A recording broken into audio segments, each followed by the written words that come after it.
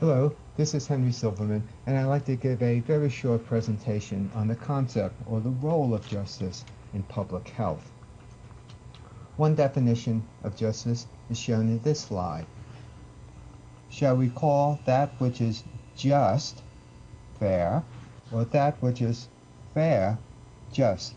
A definition articulated by Cicero. So what does he mean by this? Well, let's go to this next slide.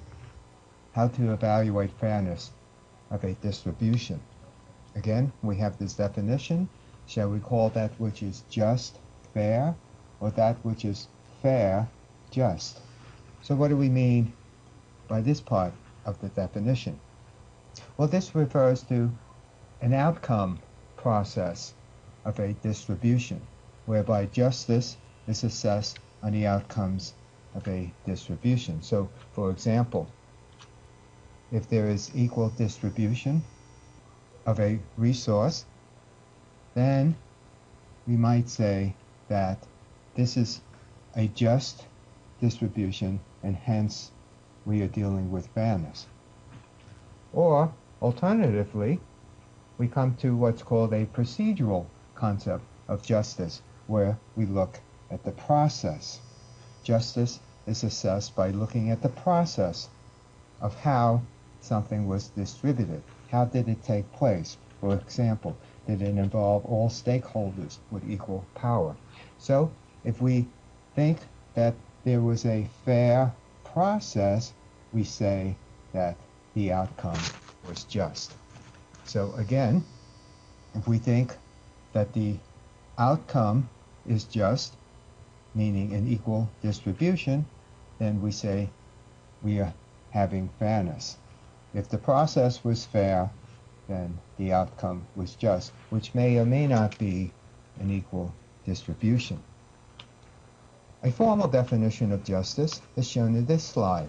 Treat equals equally and treat unequals unequally. I think we are more familiar with this part of the definition of justice. But what do we mean by treating unequals unequally? At first glance, this seems somewhat unfair. Well, the concept behind this formal definition of justice is that individuals should be treated the same unless there are relevant reasons for treating them differently or unequally. Justice requires such impartiality. So, which criteria should be used to distinguish between those who are equal and, more importantly, those who are not? Well, let's look at a list of characteristics in which people should be judged to be equal and characteristics in which they should be judged to be unequal. There is the concept that we treat people equally regardless of age, sex, race, or religion. In other words, these characteristics are not criteria by which we treat people unequally. So which characteristics should we use in which we would treat people unequally? Well, there may be a difference in need, particularly medical need or social economic need.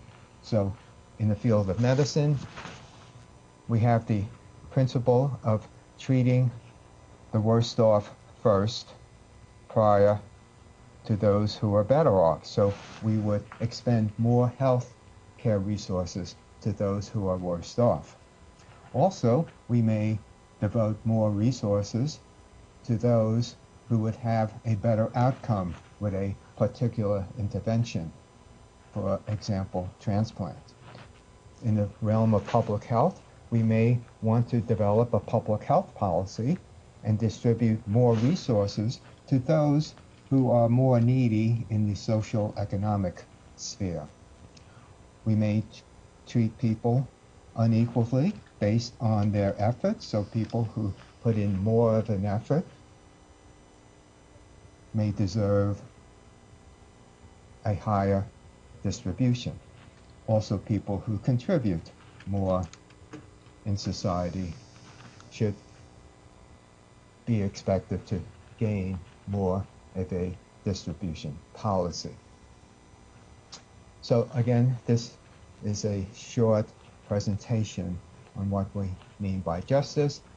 In the next video, we'll explore what we mean by the concept of justice in a policy dealing with an epidemic.